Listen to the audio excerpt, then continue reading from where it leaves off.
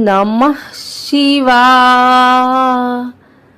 आज सोमवार के दिन आइए सुनते हैं शिव जी और पार्वती जी की यह कथा। एक समय की बात है, किसी नगर में एक साहूकार रहता था। उसके घर में धन की कोई कमी नहीं थी, लेकिन उसकी कोई संतान नहीं थी। इस कारण वह बहुत दुखी था।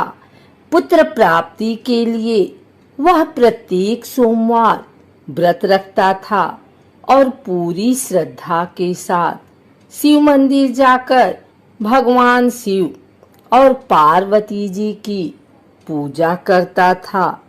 उसकी भक्ति देखकर एक दिन माँ पार्वती प्रसन्न हो गई और भगवान शिव से उस साहूकार की मनोकामना पूर्ण करने का आग्रह किया।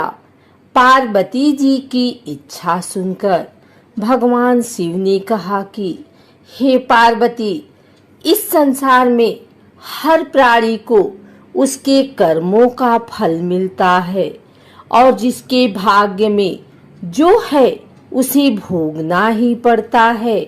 लेकिन पार्वती जी ने साहूकार की भक्ति का मान रखने के लिए उसकी मनोकामना पूर्ण करने की इच्छा जताई।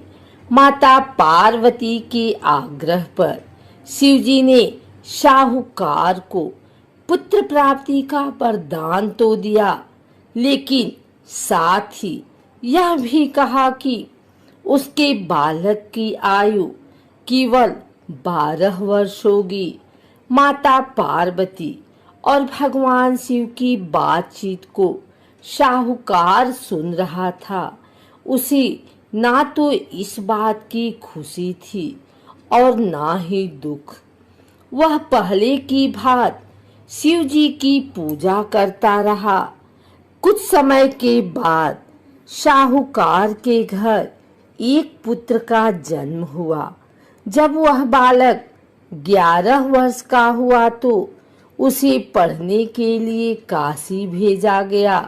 साहूकार ने पुत्र के मामा को बुलाकर उसे बहुत सारा धन दिया और कहा कि तुम इस बालक को काशी विद्या प्राप्ति के लिए ले जाओ और मार्ग में यज्ञ कराना। जहाँ भी यज्ञ कराओ वहाँ ब्राह्मणों को भोजन कराते और दक्षिणा देते हुए जाना। दोनों मामा भांजे इसी तरह यज्ञ कराते और ब्राह्मणों को दान दक्षिणा देते काशी की ओर चल पड़े। रात में एक नगर पड़ा, जहाँ नगर के राजा की कन्या का विवाह था, लेकिन जिस राजकुमार से उसका विवाह होने वाला था वह एक आंख से काना था। राजकुमार के पिता ने अपने पुत्र के काना होने की बात को छुपाने के लिए एक चाल सोची। साहूकार के पुत्र को देखकर उसके मन में एक विचार आया। उसने सोचा, क्यों न इस लड़के को दूल्हा बनाकर राजकुमारी से विवाह करा दूं। विवाह के बाद इसको धन देकर विदा कर दूंगा और राजकुमारी को अपने नगर ले जाऊंगा। लड़के को दूल्हे के वस्त्र पहनाकर राजकुमारी से विवाह कर दिया गया। लेकिन साहूकार का पुत्र ईमानदार था। उसे यह बात न्याय संगत नहीं लगी। उसने अवसर पाकर राजकुमारी के चुन्नी के पल्ले पर लिखा कि तुम्हारा विवाह तो मेरे साथ हुआ है, लेकिन जिस राजकुमारी के संग तुम्हें भेजा जाएगा वह एक आंख से काना है। मैं तो काशी पढ़ने जा रहा हूँ। जब राजकुमारी ने चुन्नी पर लिखी बातें पढ़ी तो उसने अपने माता पिता को यह बात बताई। राजा ने अपनी पुत्री को विदा नहीं किया, जिससे बारात वापस चली गई। दूसरी ओर शाहूकार का लड़का और उसका मामा काशी पहुँचे और वहां जाकर उन्होंने यज्ञ किया। जिस दिन लड़के की आयु 12 साल की हुई, उसी दिन यज्ञ रखा गया। लड़के ने अपने मामा से कहा कि मेरी तबीयत कुछ ठीक नहीं है। मामा ने कहा कि तुम अंदर जाकर सो जाओ।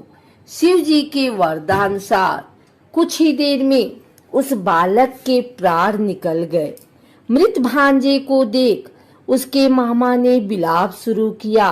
संयोगवश उसी समय शिवजी और माता पार्वती उधर से जा रहे थे। पार्वती ने भगवान से कहा, स्वामी, मुझे इसके रोने के स्वर सहन नहीं हो रहा। आप इस व्यक्ति के कष्ट को अवश्य दूर करें। जब शिवजी मृत बालक के समीप गए तो वह बोले कि यह उसी साहूकार का पुत्र है जिसे मैंने 12 वर्ष की आयु का वरदान दिया। जब इसकी आयु पूरी हो चुकी है, लेकिन मातृभाव से विभोर माता पार्वती ने कहा कि हे महादेव, आप इस बालक को और आयु देने की कृपा करें, अन्यथा इसके वियोग में इसके माता पिता भी तड़प तड़प कर मर जाएंगे। माता पार्वती के आग्रह पर भगवान शिव ने उस लड़के को जीवित कर दिया। शिव जी की कृपा से वह लड़का जीवित हो गया। शिक्षा समाप्त करके लड़का मामा के साथ अपने नगर की ओर चल दिया। दोनों चलते हुए उसी नगर में पहुंचे जहां उसका विवाह हुआ था। उस नगर में भी उन्होंने यज्ञ का आयोजन किया। उस लड़के के ससुर ने उसे पहचान लिया और महल में ले जाकर उसकी खातिरदारी की और अपनी पुत्री को विदा किया। इधर साहूकार और उसकी पत्नी भूखे प्यासे रहकर बेटे की प्रतीक्षा कर रहे थे। उन्होंने प्रण कर रखा था कि यदि उन्हें अपने बेटे की मृत्यु का समाचार मिला तो वह भी प्राण त्याग देंगे।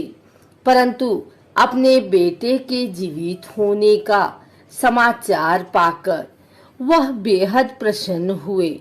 उसी रात भगवान शिव ने व्यापारी के स्वप्न में आकर कहा, हे श्रेष्ठी, मैंने तेरे सोमवार के व्रत करने और व्रत कथा सुनने से प्रसन्न होकर तेरे पुत्र को लंबी आयु प्रदान की है।